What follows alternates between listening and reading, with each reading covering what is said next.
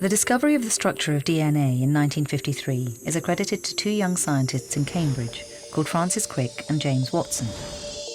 Although many scientists are working on unlocking the secrets of DNA at the same time, Crick and Watson were the first to publish their results and receive public recognition.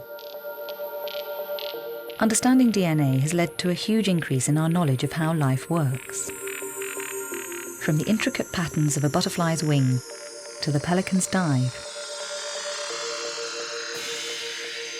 DNA provides the blueprint for the development and functioning of all living organisms. DNA is a molecule made up of 4 chemical bases: adenine, guanine, cytosine, and thymine, or A, G, C, and T. In many ways, all life on Earth can be described with just these 4 letters. In 1990, the Human Genome Project began. Scientists started to work out the DNA code of human life. It's about 3 billion bases long. Many thought it was an impossible task, but it was completed in 2001, 4 years ahead of schedule thanks to computers like these.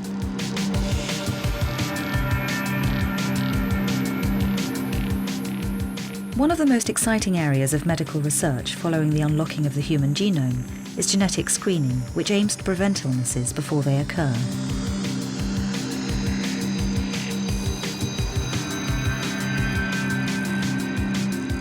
Here at University College Hospital, Dr. Sandra Anglin is part of an international programme to screen all patients for sickle cell thalassemia.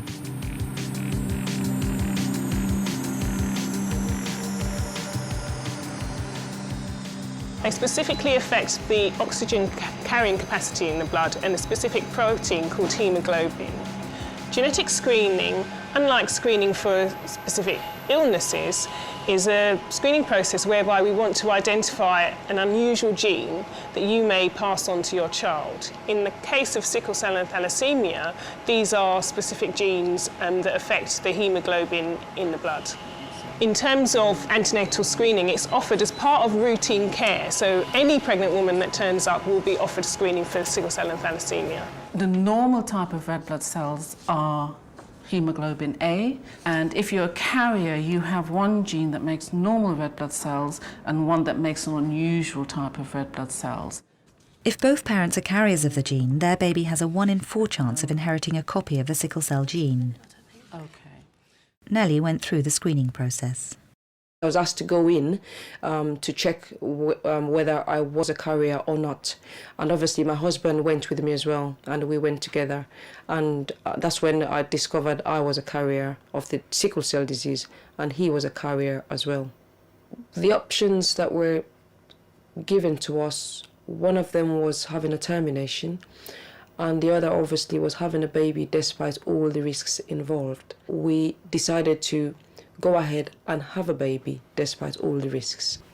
My twin girls do not have sickle cell, perfectly healthy, perfectly normal children.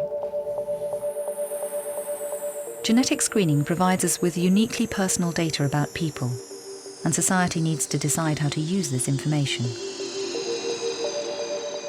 People have concerns that this will result in intolerance to people who choose not to employ the technology and so have children with one of these diseases, or Down syndrome, for example. And this will result in intolerance to people with diseases.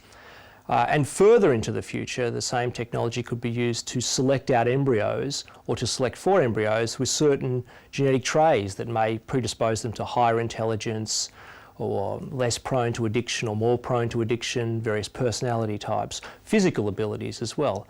So it opens the door to the selection or the creation of designer children, children who have certain valued genetic properties. So whether genetic technology causes social harms is really up to us and how we choose to deploy it.